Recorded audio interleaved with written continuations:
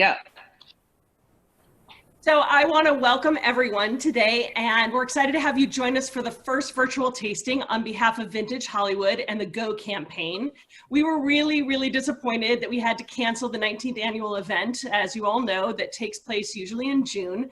But we reached out to some of our winemakers who support us every year and invited them to join us, which is really a great opportunity because at a big event, when you're walking around, you get to taste their wines, but rarely do you get to actually engage with them, ask them questions, and really learn their stories.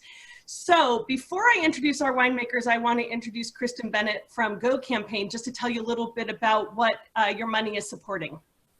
Hi, everyone. Thank you so much, Allison, for the introduction. I'm Kristen. I work at Go Campaign, and I just want to start by saying thank you all so much for taking part today. It's really fantastic to see you all here. As I will echo what Allison said, we're so sorry to not be able to join you in person, but are really excited about this virtual experience. A little bit about Go Campaign. Go Campaign was started in 2006 by Scott Pfeiffer, and our mission is to improve the lives of vulnerable children around the world by partnering with local heroes to deliver local solutions. So basically, we connect donors to high-impact grassroots projects aimed at changing lives and transforming communities one child at a time.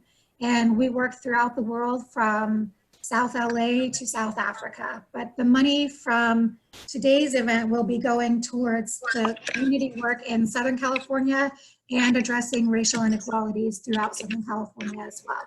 So once again, thank you so much for taking part, and I hope you have a lot of fun. Thanks, Kristen.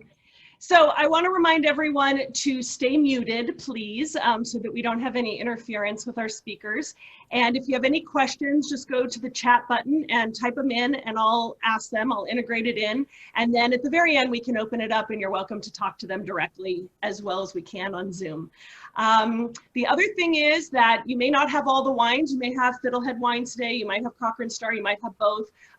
It's great to hear about their stories. You can always get the wines later. And don't feel obligated to open up all your bottles. Listen to their stories, open up one, sip alongside, and then enjoy the other bottles later, knowing this information in the back of your mind, because it'll be a better tasting once you know a little bit more about what went into those bottles.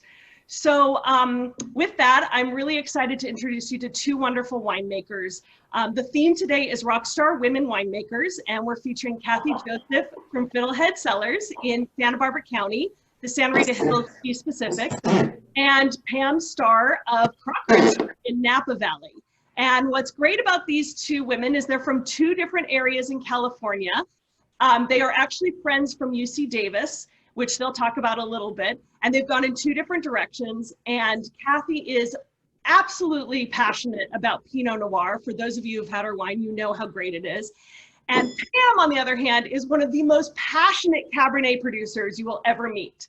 I've known Kathy for almost as long as I've been in the wine industry, back to those sideways days. Almost 18 years ago we met, or no, probably about 15 years ago. And I had the pleasure to sell her wine at one period in time, and have always been a fan of Fiddlehead. And then for Crocker and Starr, I met Pam a couple of years ago. I wrote a story about her. I've written about both of them. And we immediately bonded, and I was just taken away by her passion for cab. So I thought we could get started and have each of them sort of give a little introduction about where they're located and a little bit about their winery. And Kathy, if you want to start, go for it. Okay. You can hear me okay? Mm-hmm. Okay. The interesting thing is, when I went to grad school at Davis, I did not know I was passionate about Pinot Noir.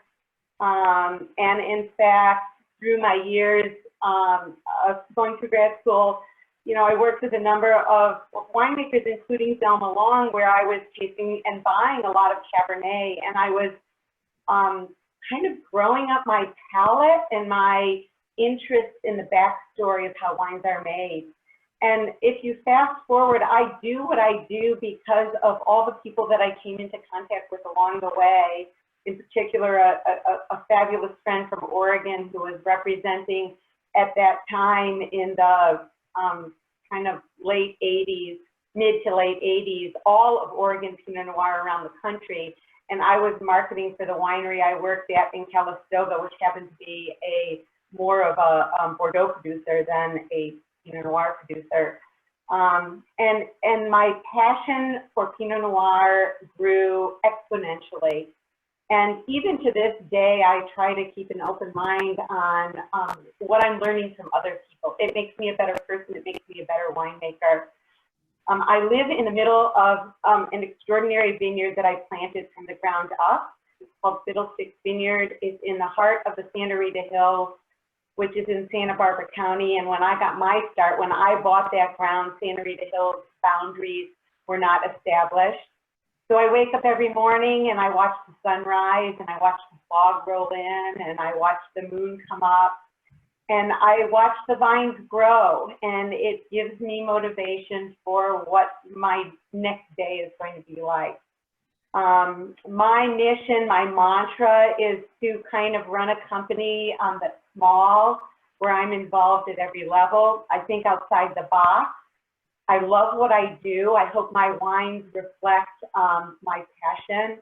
And I really try to not impose my winemaking onto my wines, but rather I try to craft my wines around what the vintage is delivering to me. And I try to be a good caretaker of the vineyard, of all the fruit that I work with. And I hope my wines speak for themselves. Thanks, Kathy. And Pam, what about a little of your background? Well, I have to say that it's great to be here with Kathy and my UC Davis compadre, and of course, Allison, you, my sorority sister. That's right. So I was ahead of the game for you, but at least we're connected, maybe a couple decades apart, but great to be here. Thanks for having me, and I'm really pleased to be able to support the Go campaign as well. And so, you know, nothing better than taking wine that you've worked really hard and toiled over to bring goodness to a good campaign. So with that said, sometimes it's really funny to look back on my journey. I call it my summer of 1984. I went to UC Davis and I wanted to go into sciences and math. I come from a pretty traditional family. So my father said, oh, you can be a doctor or a lawyer or, you know, whatever you'd like to be, just something smart. Like, oh, okay, Dad, that's awesome. So I was on a path to go to dental school. And in 1984 in the summer, I took my very first job in a winery. I was an intern for a winery that was in construction called Sonoma Cutrer. They had produced only one or two vintages at the time. I applied for a job at Genentech to see if I could get a laboratory job if I wanted to go down that, you know, major science path. And I was studying to take the DAT. About halfway through my internship, I stopped studying for the DAT and never took the test. Genentech offered me a job. I said no. And I was just intrigued by this crazy business. You know, this winery was trying to figure out whether they were going to do a croquet court or a lawn tennis court. And I thought, okay, that's hilarious. What does it do with wine? So immediately I was thrown into a world I had no clue about. And Kathy knows this too, and both of us joined this community where there were very few women, and Kathy brings up Zelma, but you know, Zelma was like the only, you know, head of the league of all the women. There was maybe two others as well, but she's probably the most well known. So I didn't speak boy, I didn't speak farmer. I knew enough about science and math to kind of wing my way through it. But about halfway through my career, I was hooked, and I was very focused in on driving terroir.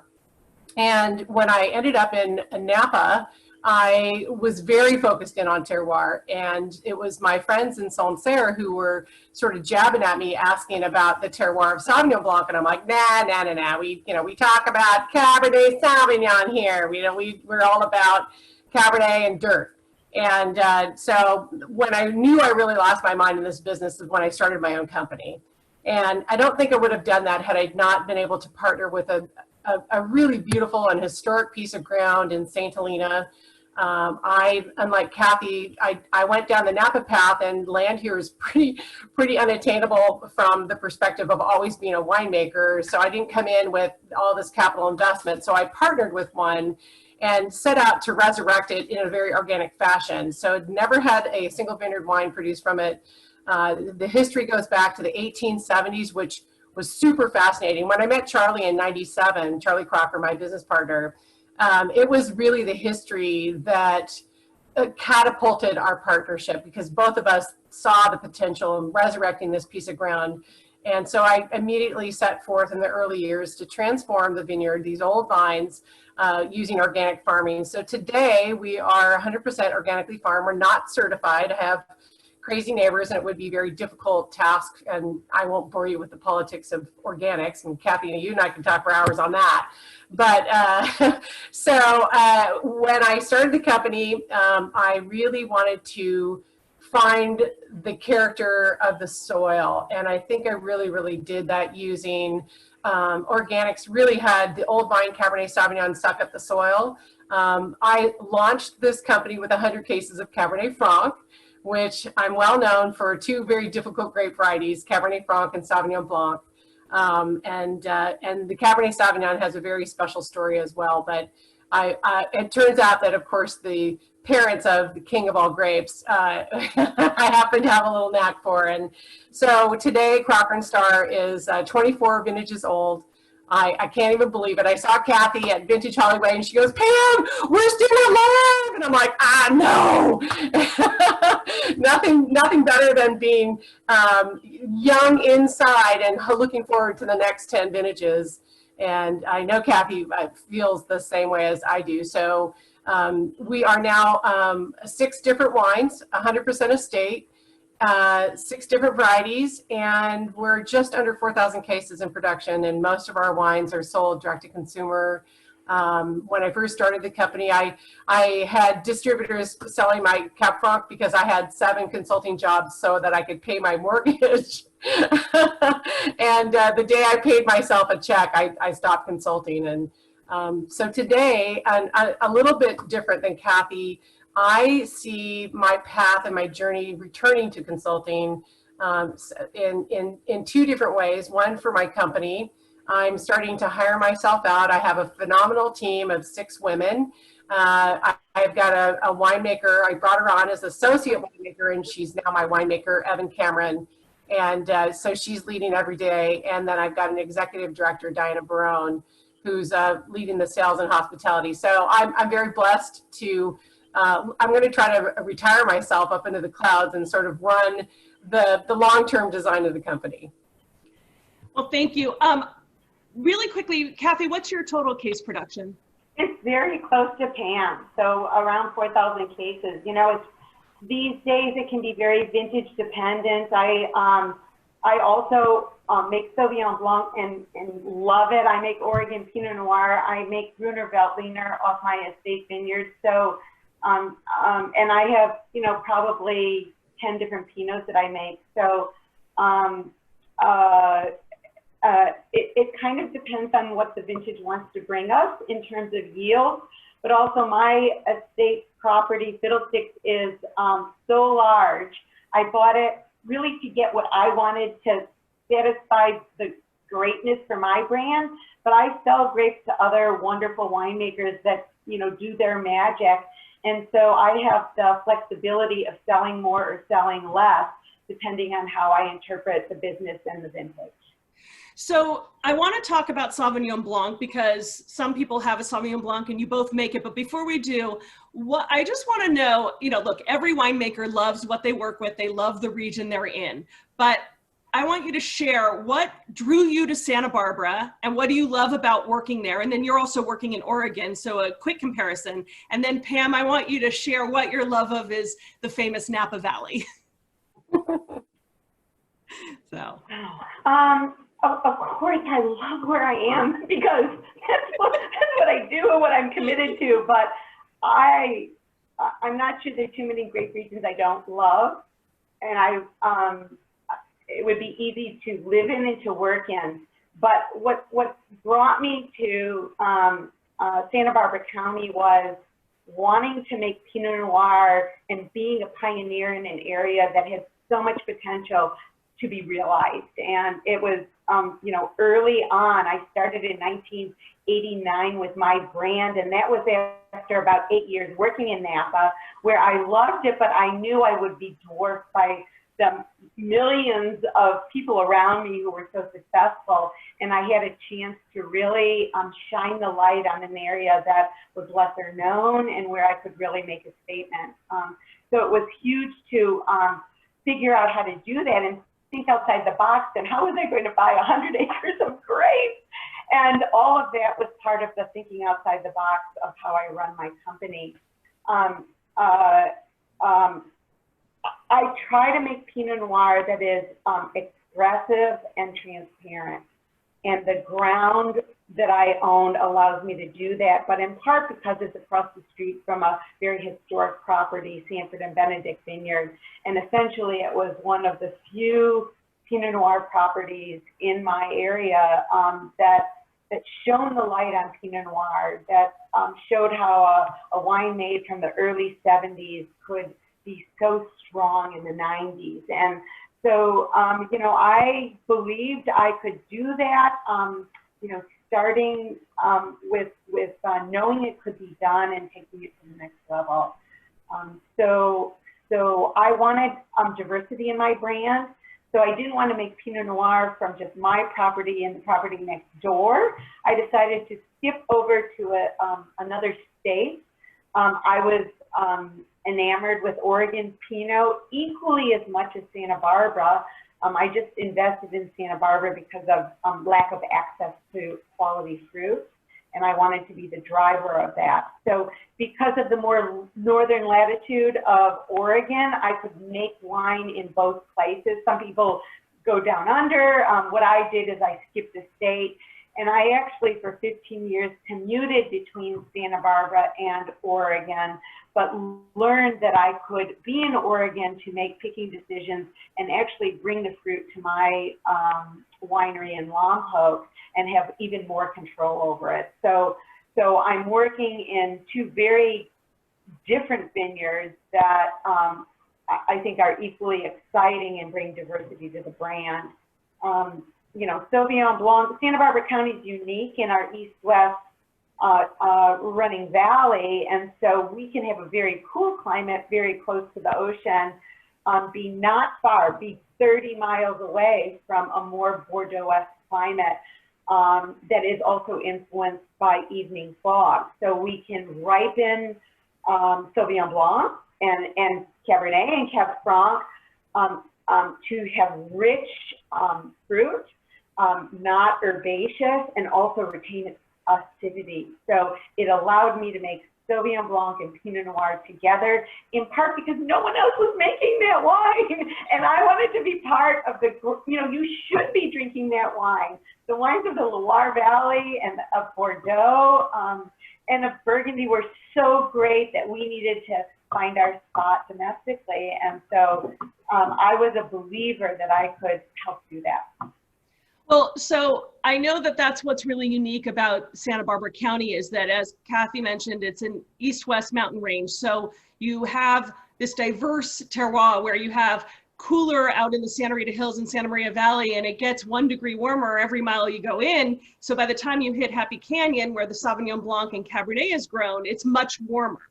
And that's what really makes Santa Barbara County such a unique place. So Pam, what makes St. Helena such a unique place to you? Well, thanks for the segue, Allison.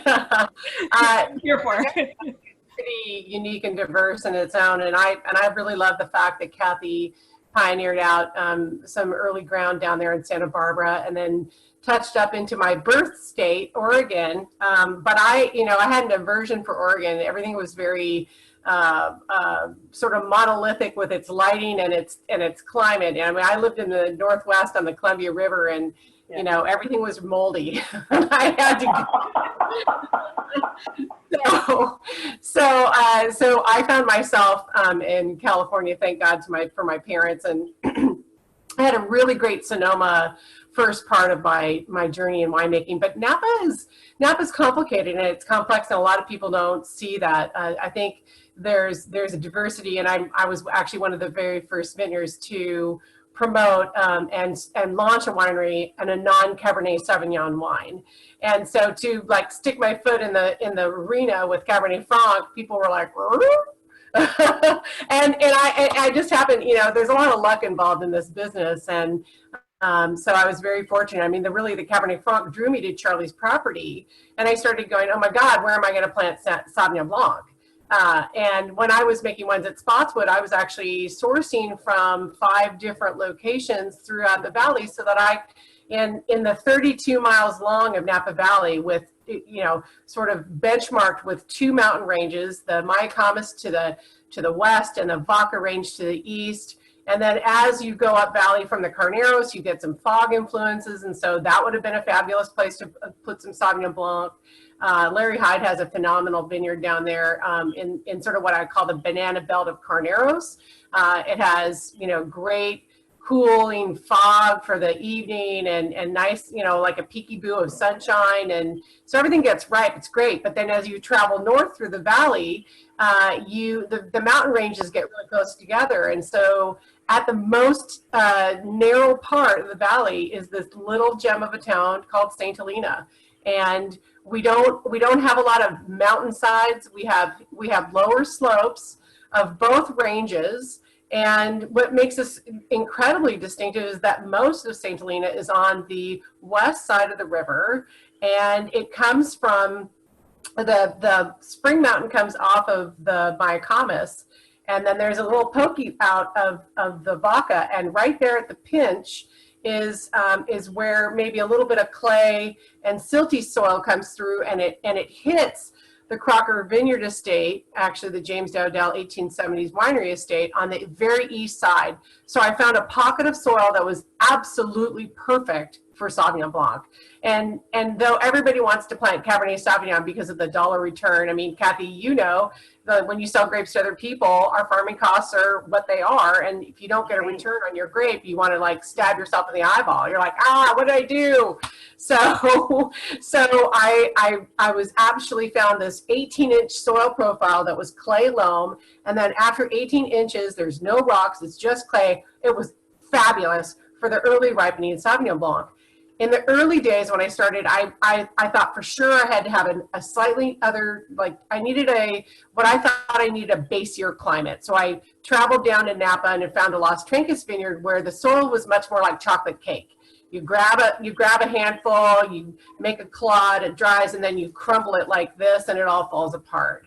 And so that is how I started the Sauvignon Blanc, but today we're 100% the estate Sauvignon Blanc, where I've got 3 different soil profiles on the property where the roots are sucking up different kinds of soil, though in the same environment for, you know, our atmosphere, where we have the fog pulls away first thing in the morning in St. Helena. So if you have a foggy all the way up valley, the first thing that's going to happen by 9 o'clock in the morning, the fog parts and pulls over the Mayacamas and then down south through into Carneros. And then we get these afternoon winds, which can be beneficial in some vintages and not in others. And then the nights, this is where we're saved. We're not as big of a diurnal as Calistoga, but we have a big enough diurnal where we get some moisture pulled from the atmosphere, and the plants suck up a little bit of moisture, they cool down, and that's how I've been able to make a Sauvignon Blanc with no acidity adjustments ever. I've retained the natural acidity of Sauvignon Blanc in the wine, and so I've been rewarded by the accolades of many red wine drinkers who say, oh yeah, I got this Sauvignon Blanc from my friend over here, and then they taste it and they come back and go, wow, I don't really like Sauvignon Blanc, but I like that. And you know, I have to fess up too that I buy other people's Sauvignon Blanc, and I have Fiddlehead at all times. Kathy doesn't know that because I don't buy it from her directly. I should. I don't know what's wrong with me, but I do have Fiddlehead. I think it's delicious, and I think it's probably the best representation of any Santa Barbara Sauvignon Blanc, and I quite frankly am probably the best representation of Sauvignon Blanc in Napa Valley. Well, so speaking of Sauvignon Blanc, now again, I know that not everyone has the Crocker and Starr wines, not everyone has the Fiddlehead, but we're going to do it this way. We're going to start with Sauvignon Blanc, talk briefly about the one you have, and Kathy, please describe your Sauvignon Blancs because you make a few. And then we're going to move on to the Pinots, and you can talk through your 3 Pinots, Kathy, and then we're going to go to the big reds, and you can talk about your 2 reds. So let's start with, oh yeah. I just wanted to jump in because Pam talked a little bit about soil, and it's so interesting because we also are so grateful for having this clay loam soil that has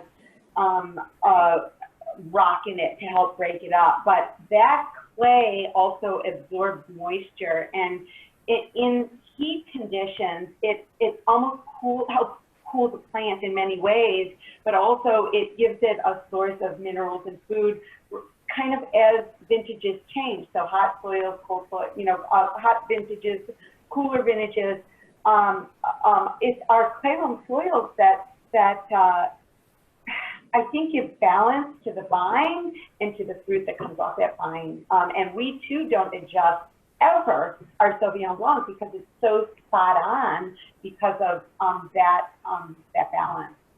Well, yeah, and now Sauvignon Blanc, as you were saying, and for both of yours, I'm a fan of both Sauvignon Blancs. I know that I've been told by people, some who are on this call, that Sauvignon Blanc is not their favorite grape variety. And we have two markers that people usually base that on, Sancerre, which usually people like, and then the New Zealand style of that overly grassy, green, kind of cat pea flavor. And I know that isn't the style, but talk a little bit about both what we have here with the Crocker and Starr Sauvignon Blanc, which is this bottle here for those who have it.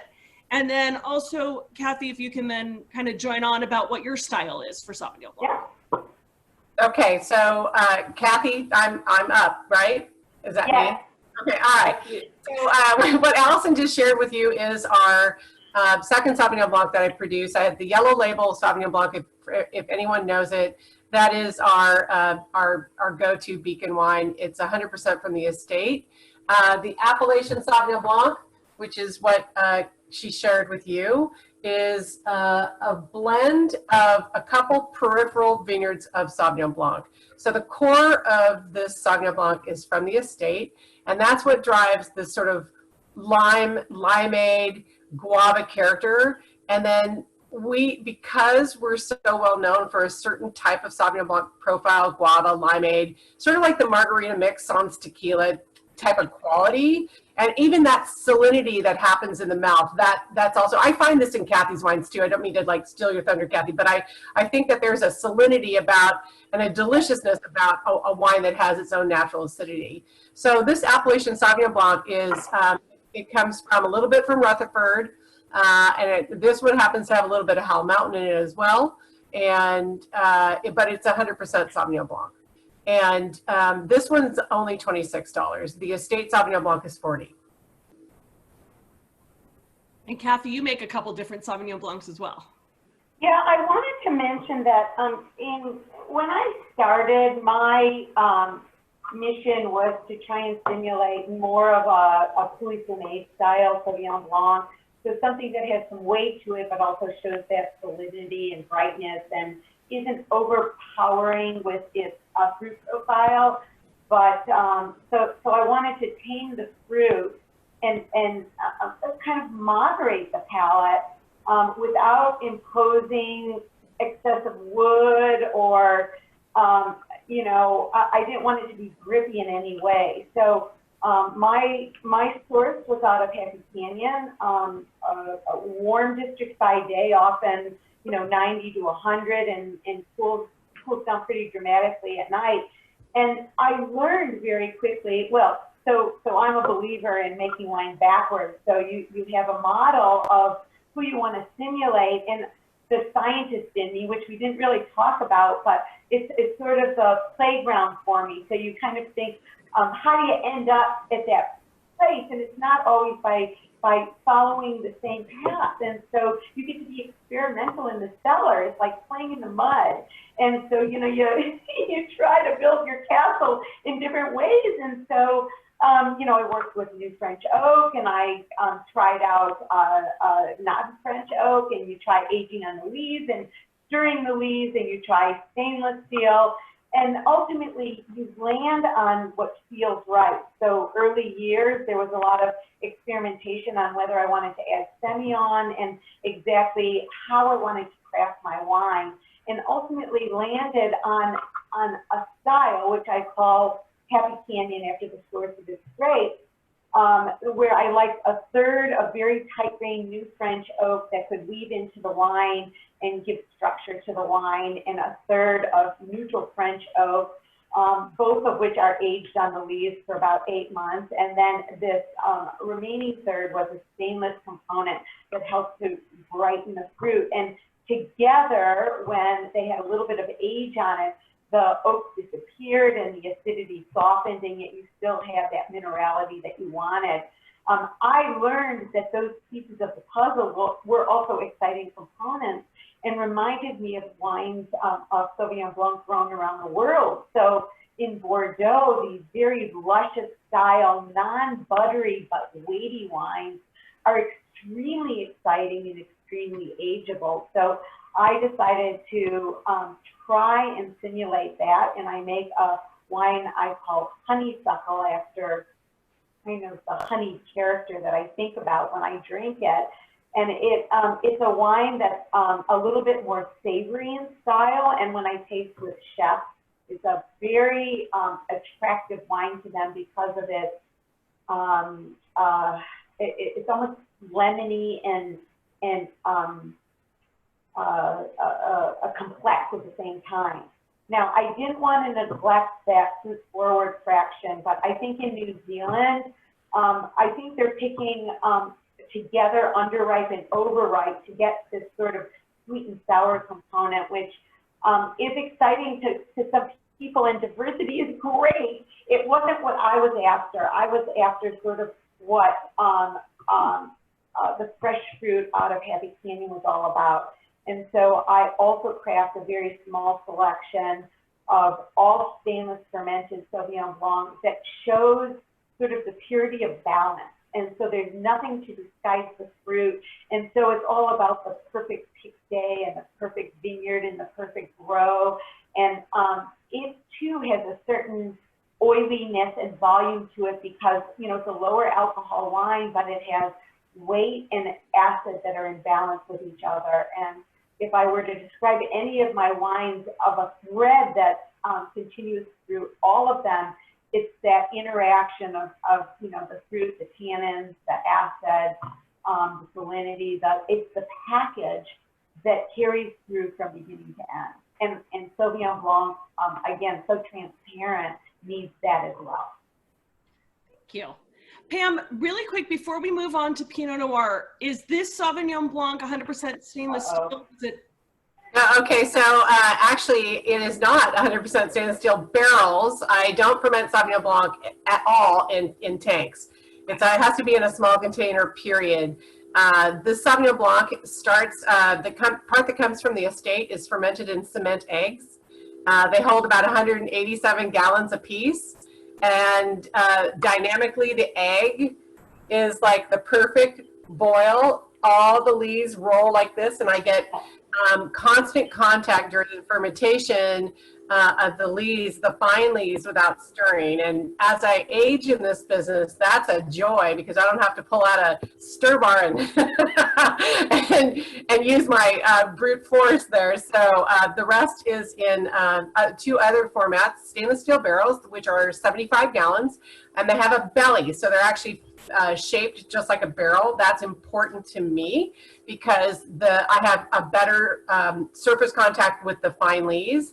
And then we do play with a little bit of French oak to see, we use all of our trial oak to see if we ever want to infuse in the estate, and the barrels that don't quite make it make this blend. But there's probably, I don't know, it's less than 3% of those trial barrels. Well, it's got really nice mouthfeel and texture. It's like, what's enjoyable is just how it sits on the palate. And I hope that converts some non-Sauvignon Blanc drinkers into Sauvignon Blanc drinkers to try your wine and down the line Fiddleheads. Let's move on to Pinot Noir. Kathy has selected 3 of her Pinot Noirs to share with us. So it's all yours, Kathy. Well, I was just going to say one other fun thing is sometimes I like to trick people who aren't Sauvignon Blanc drinkers and suggest they drink Pinot and a Sauvignon Blanc in our style in dark glasses and at the same temperature, and try and figure out which is the white and which is the red. And it lends itself to what Pinot Noir is all about, and what we're trying to do with Sauvignon Blanc is give some weight and texture to the wine. So Pinot is famous for its transparency, and you can't get away with a lot of mistakes because of the type of grape that it is. It doesn't extract in the same way. I have 2 wines from my estate vineyard, 728, which is named after the mile marker, and it actually comes in 2 different labels, don't be fooled, because this was a transition vintage and the label has been updated. So there's a dark label and a, right, that's the one. And then the Lollapalooza, which is the older vintage, this is a 2014. And then the sister wine, which, you know, both of these are barrel select wines, but selected for different reasons. Lollapalooza for kind of its success story, being the best of the vintage. If I were to recommend tasting, the other wine is my Oregon wine. It has a little different color logo, but is also the updated, it's a green and purple logo right there. And it comes out of a single vineyard in the Chehalem Mountains in the North Willamette Valley. What I would recommend is maybe tasting the 728 first, and then the Oldsville, both 2014s, both warmer years, but both a blend of clones. And it's amazing because the extraction of my Pinots, I mean, there's plenty of color, but frankly, I don't care about color. But it's the layering effect. They're both, you know, see-through wines. They both have layers of spice. If I were to describe the 728, which is our position in the valley, by the way, exactly 7.28 miles to my driveway from Highway 1. We often, out of Fiddlesticks Vineyard, get black cherry, earthiness, nutmeg, a certain plummy quality. There's a graphite component. Certainly as the wine ages, it gets more and more layers to it. It has modest weight, which is what you would want and expect from this wine. I think it just is, you know, I wouldn't call it a wimpy in aromatic, but it has a degree of suppleness on the palate, which makes it especially enjoyable. Oregon, the wine is made identically, of course, almost a month later. And I tend to get more blueberry and cedar out of the Oregon Pinot. But Oregon vintages tend to be irregular. And so, so some are earthier and some are more fruit forward. The 13 is a lighter vintage. The 15 is a more fruit and acid intensity. And my mission is to really respect the vintage and what it wants to deliver and not overmake the wine, but create balance in the wine. And people don't think of that as style. People think you either make a light wine or a big, huge extracted wine. And for me, the vintage does what it wants to do. And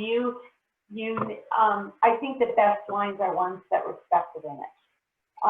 Kathy, before you move on to the Lollapalooza, just in speaking about the first two, you've described them, and Jane wanted to have you tell us what to look for in each of the 3 Pinots, which I think you've done. But I think it's really interesting to kind of compare the first two just on the palate. You've got these really nice sandy tannins on the 728, and you're right, there's so much acidity and this brightness to the Oregon one to compare, but it has a little more mouth-watering finish to it. It pops a little bit. And, yeah. You know, in a sense, I tell people to pick the wine they want to drink on how they feel or what they're eating or what they're partnering the wine with. Because you don't want to pick one favorite wine. You're going to miss out on so much that you really want to always be thinking about what will this be delicious with. And so, in fact, the acidity is pretty similar in the two wines. The alcohol is pretty similar in the two wines. In fact, 728 is a little bit lower, contrary to what most people might think. I think it's 13.5, and Oregon might be 14.1, something like that. Don't always believe the label, Allison. Stop reading that label, because winemakers lie about that all the time, and they'll tell you what they want it to be, because you will form a decision based on what that number is. And quite frankly, the wines are, for me, more mature vineyards I often can pick earlier, and at lower sugar. And some vintages, you know, I look for ripe grapes. The flavor shift from green to ripe has to happen in the vineyard. Sometimes it's at a higher sugar. But in any case, I don't know if Oregon always has that zinginess to it. This little comparison does. I mean, I think it's fun for that reason, because if they were identical, why would I make two wines in two states? It's a lot of work. So I hopefully can showcase them as different places and different terroirs. And, you know, like I said, I'm not sure you have to pick a favorite. And now, can Jane tell us what she sees in the two wines? Jane, if you want to unmute and tell us what you're tasting.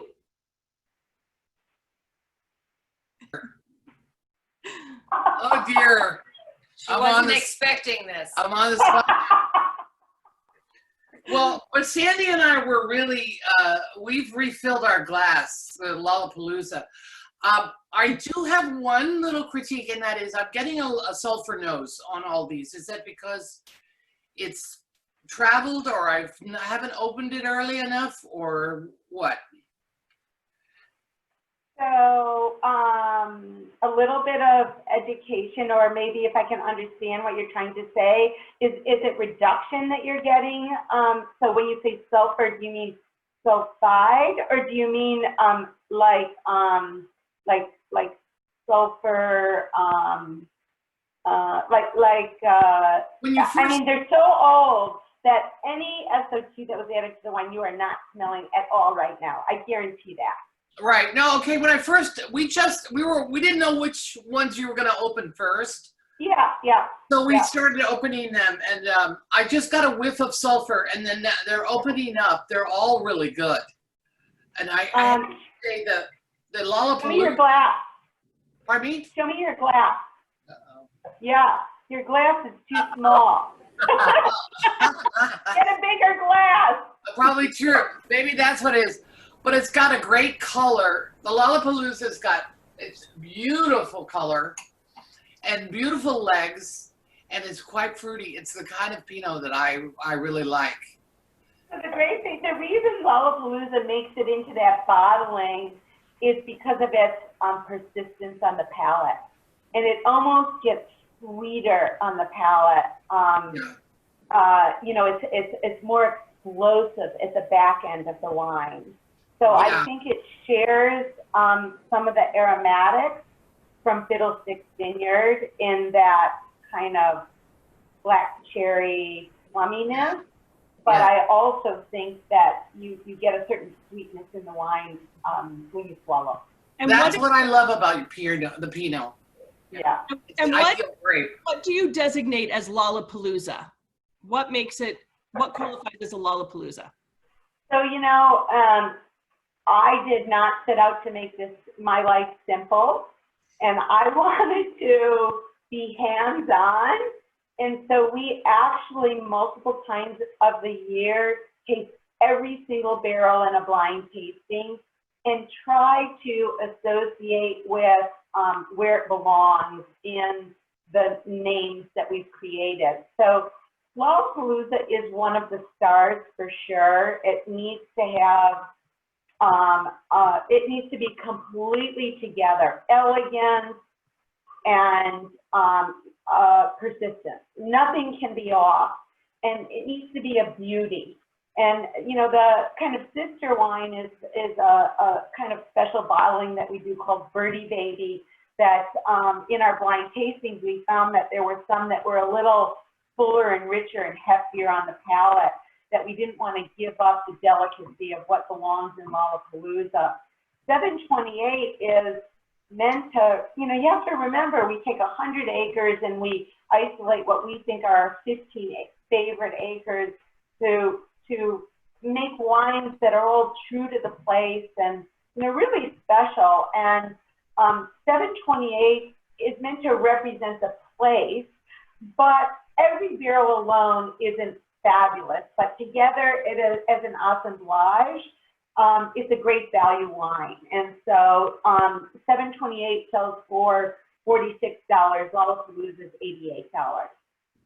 So before we move on to the other two reds from Crocker and Starr, what is your favorite thing to eat with Pinot Noir? And I know that's a broad statement because Pinots are nuanced in style, but what do you like to pair with Pinot? I just want people to think outside the box. It's not, reds don't have to be with steaks anymore. It's like, it's great with, duck off the grill or chicken off the grill or sausages or pastas with mushrooms and fresh herbs. Even seafood is fabulous with Pinot Noir. Not just salmon. I mean, there's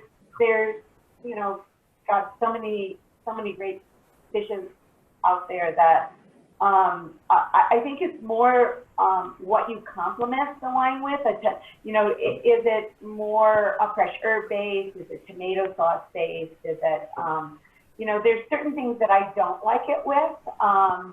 I think like Brussels sprouts sometimes are so aromatic that it's not the best flavor with Pinot Noir. Sometimes tomato, if it's like, I'm not a big fan of baked tomatoes. I think I'm not a big fan of that balance. But with my Pinots, I would almost say nothing fruit-based. I would prefer a different wine. So for instance, if you took a fish with say salmon, for instance, if you wanted to do some sort of a three mushroom melange and as a side dish, it'd be great with Pinot. But if you were doing a mango salsa, it may not be the best fit. So it's more the complement of what you're making the food with. But even fabulous steaks, maybe not the biggest pepper steak is the best complement, but these are bold wines that are incredibly versatile. Thank you. So Pam, we've got two red wines from you. We have one that is a blend with Cabernet Franc, and then we have the Malbec. Do either of those work with peppered steak? I think the Malbec, slams down that peppered steak right there. I think that, we'll go in for some duck tacos with that Cab Franc. Yeah. So yeah, tell us about these two reds that we have. We've got one that has the blue label. There you go. That is our Appalachian Cabernet Franc blend. It's 100% from the estate. So really, these are two pinpoint on a map. I'm very St. Helena centric. So everything that we do is from the property, and the soils change almost 7 times within the first 50 acres. So I have been able to craft 3 distinctive Cabernet Sauvignons from this property, along with these kind of really wonderful exotic Cabernet Franc and Malbec grape varieties. So the Cab Franc blend is 60% Franc, 34 Merlot, and a dash of Malbec.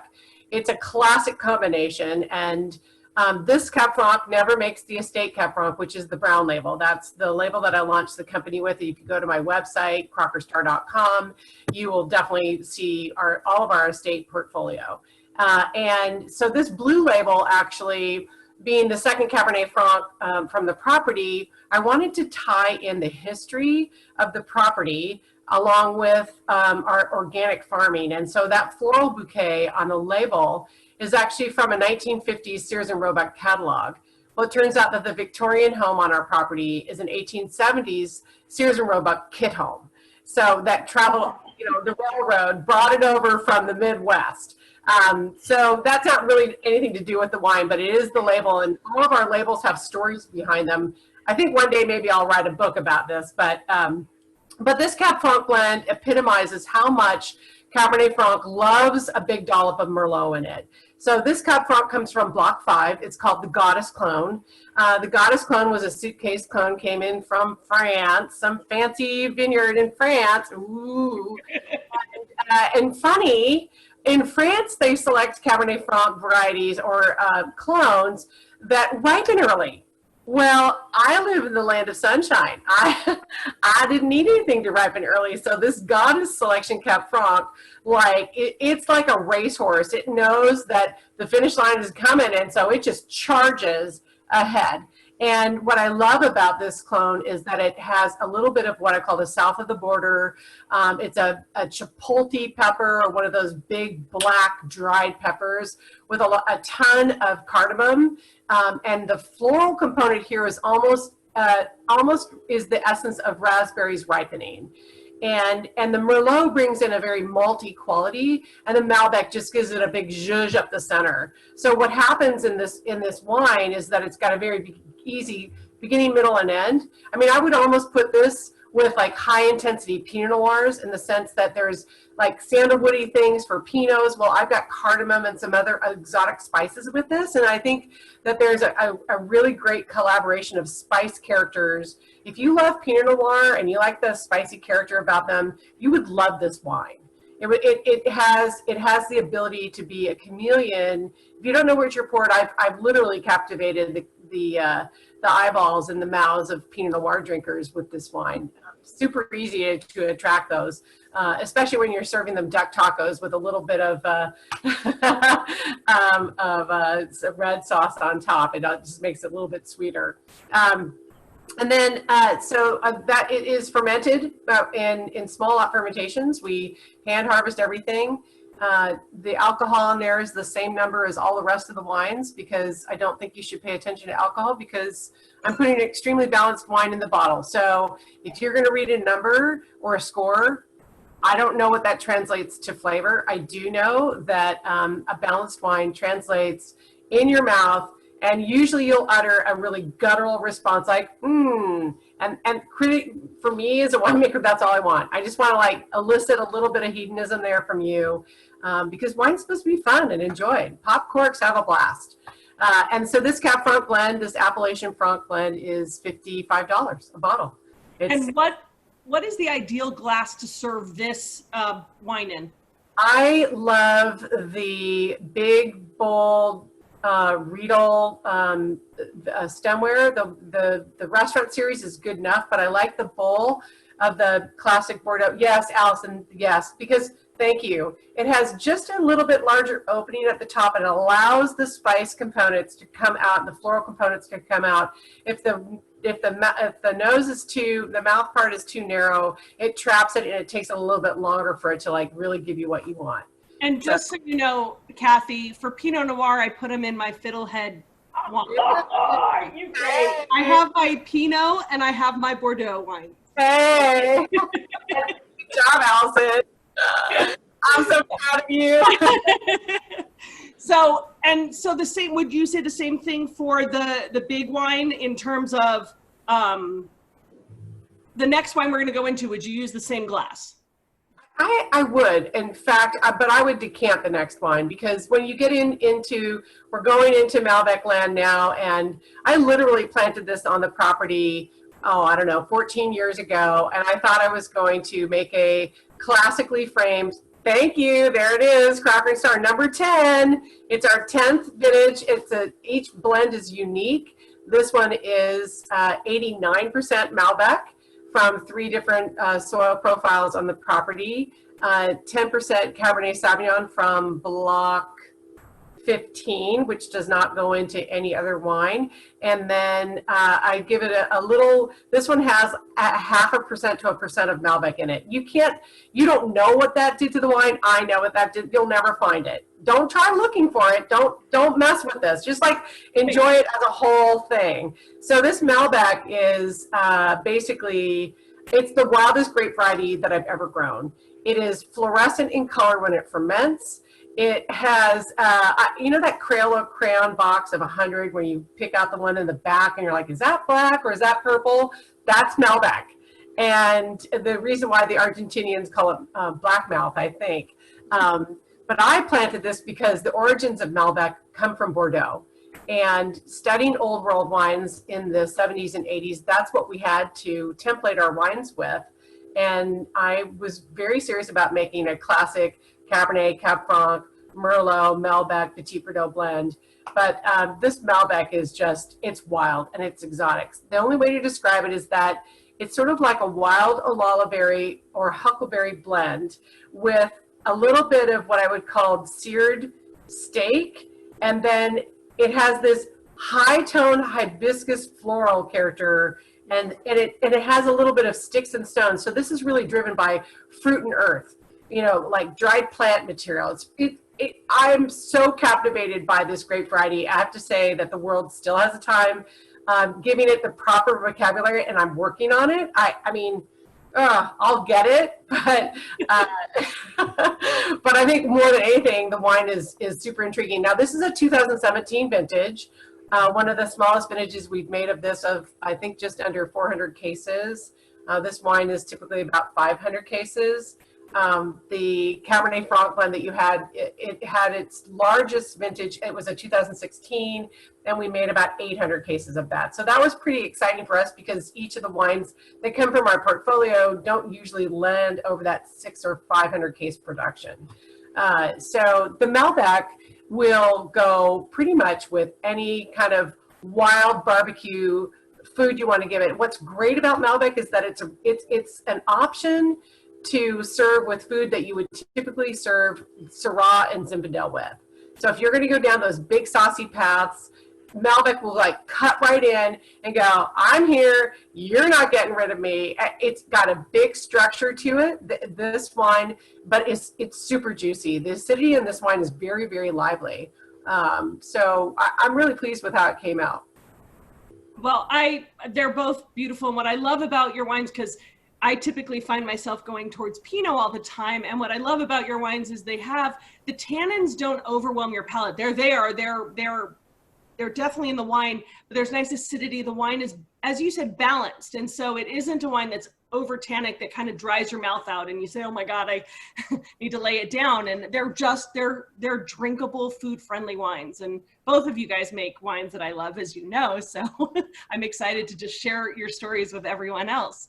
I really appreciate that you said that, Allison. I'm just going to pop in one comment here, and that you know, I have made Pinot Noir in my path. I've made Chardonnay. I've made a lot of different grape varieties, and I love Pinot Noir. I think Pinot Noir, you know, it's not about what your eyes see, and I think that's what's so critical mass about that grape. But I think that there's times in your life you have to go depth con with flavor profiles, and I think that the Cabernet Sauvignons and the Cabernet Francs of the world will fill not just the flavor profile that you're jonesing for, but it'll fill your soul. And I'm not saying that Pinot Noirs won't. I'm just saying I know for a fact that Pinot Noir drinkers, I go for Pinot. It's lighter. I love that. It's awesome. I can, you know, throwing down. I'm getting older. My mouth is, you know, not recovering as easily. But when I put a Cabernet Sauvignon in my mouth, I'm like, oh my God, I've arrived. And I know, Kathy, you do this too. You love Cabernet Sauvignon, and you tried my Cab Franc at last year's vintage tasting. So I know you love this stuff. Not only do I love it, but I recommend it all the time, and I drink it, and I collect it. However, you know, Cabernet is easy to disguise, and it's very tough to see the greatness in it. Like, you grow up after you have Cabernet to learn to love Pinot. And so that, yeah, no, Cabernet is really fabulous, but the wine you want to be drinking almost every night is Pinot Noir, hands down. Well, you know, Kathy, I wouldn't disagree with you. I mean, I think starting with Pinot Noir and finishing with Cabernet Franc or Cabernet Sauvignon makes for a woohoo evening. Okay, and I want to just plant the seed that as I mentioned, thinking outside the box is really important. So I want to say you can mix this up, and you can do a Cab, and then a Sauvignon Blanc, and then a Pinot, and go back to Malbec. And at our tasting room, just to do that, we start with our red wines first, because people want to rush through the whites and they don't realize how precious they are and how delicious they are. And when you serve them at the end, they are oohing and eyeing and drooling and taking home those whites as much as they are the reds. And so there are no rules in this game. Don't let anyone tell you that. And mix it up. Absolutely mix it up and love them all. Just be, balance in the wine, really important. They should have flavor. Life is too short to drink generic wines. They should be place driven, whether it's Napa or Santa Barbara. And I just think that the more you indulge, the more discriminating you rightfully become. I so agree with that. And Kathy, I have to say that nothing better than giving yourself a great experience with wine, whether you're in your tasting room or you're at home. I may steal that white wine idea from you and finish people off. I may do that, because I find myself at the end of a big night, I'm drinking my Sauvignon Blanc. I bet you do that, right? Yeah. That's right.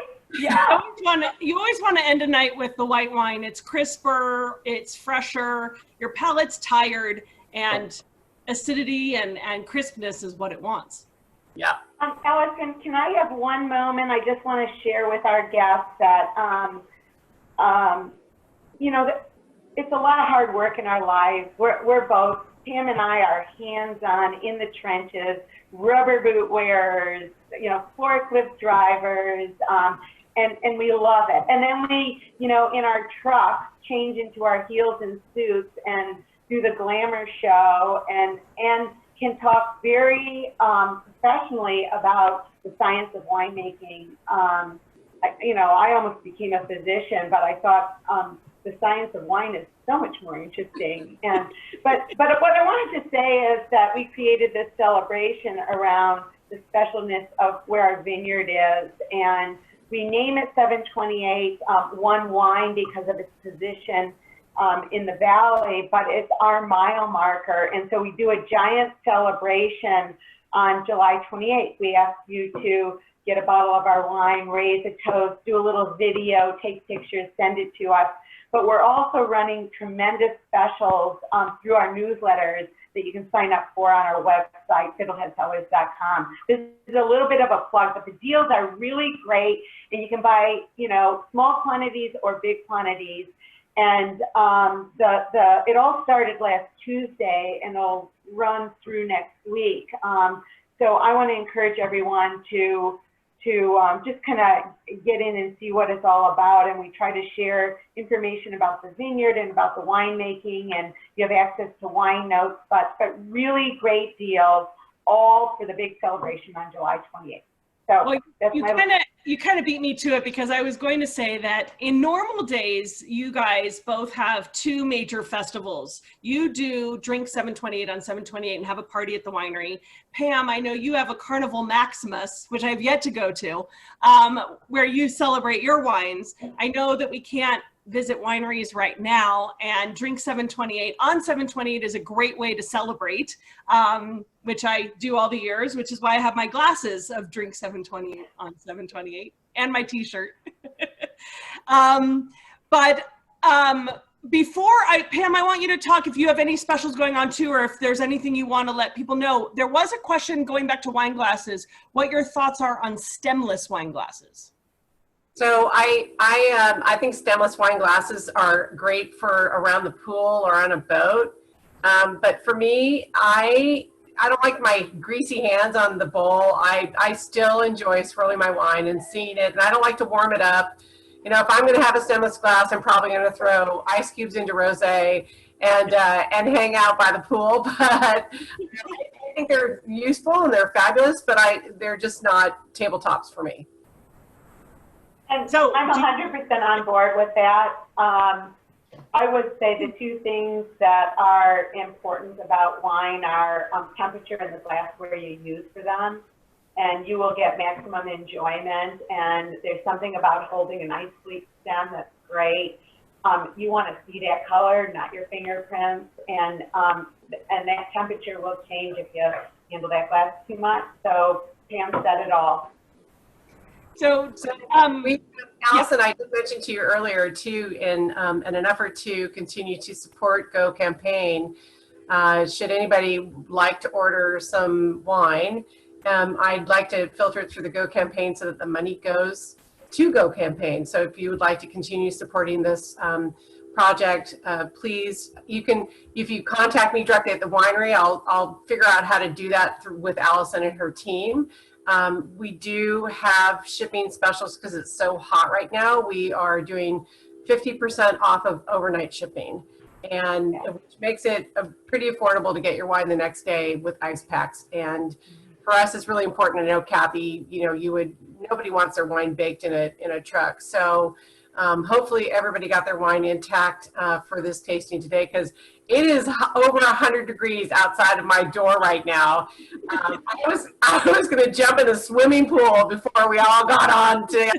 Like, I can't do that with wet hair. So, anyway, you know, one thing I'd like to just kind of sum up with is that, first of all, well, there's a quick question. Do you ship to Vermont? Do either of you ship to Vermont? Yeah, we're licensed. And I think we are too. Okay. So Annie has her. And we do temperature control shipping this time of year. So we truck it in a reefer over to New York, and then it goes overnight from New York to Vermont.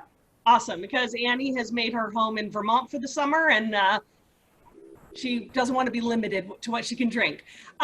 So I know you guys are offering specials, and anyone can email me at allison@pleasethepalate.com, and I'm happy to put you in contact with the wineries or with Go Campaign or a combination thereof.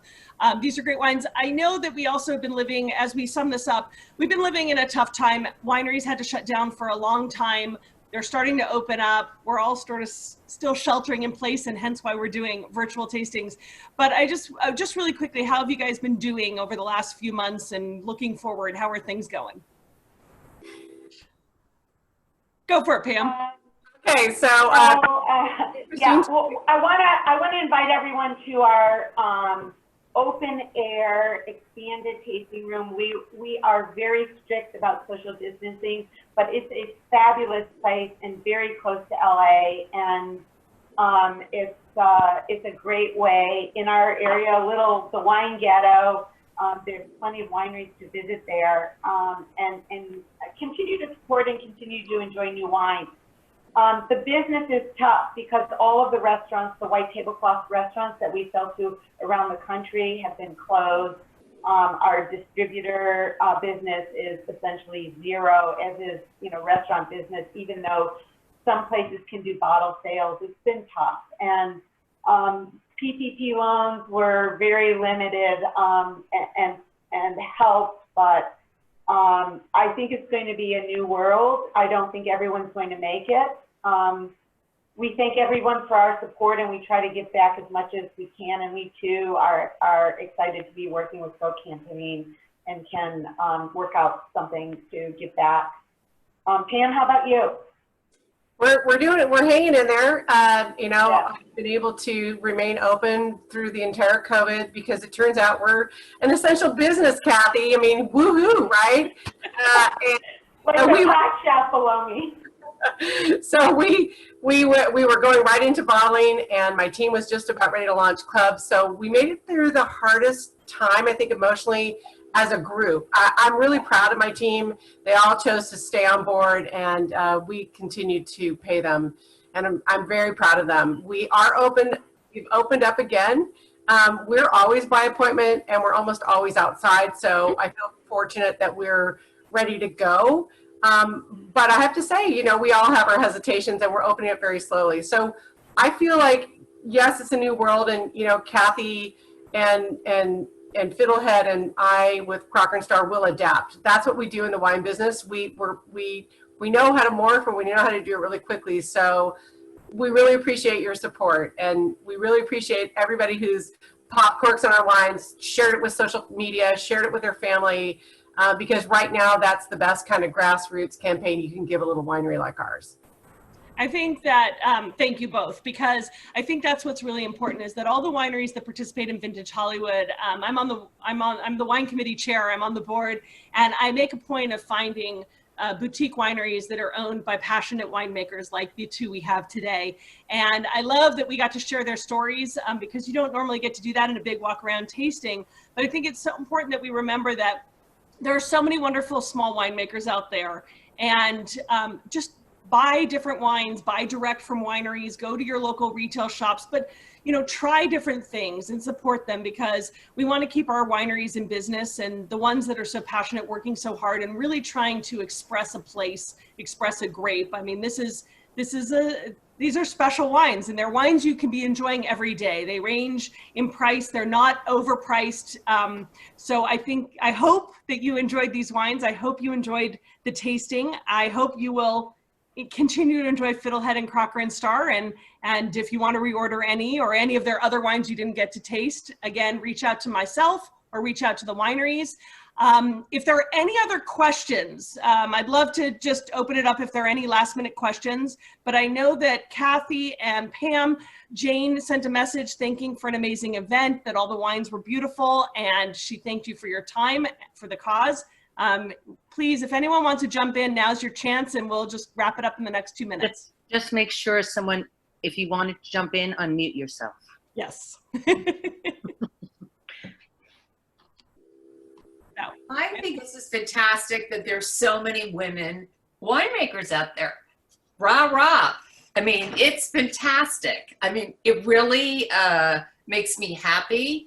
And I will support not just a vineyard that cares about a good cause and makes a good wine, but it's run by a woman. So I really support you all. Thank you. On that note, the two of you, how many women were in your graduating class when you went to Davis over 25 years ago? Over 30? Wow. Maybe 5. I don't know. It was small. It was really 5 to 8, maybe. And all are winemakers today?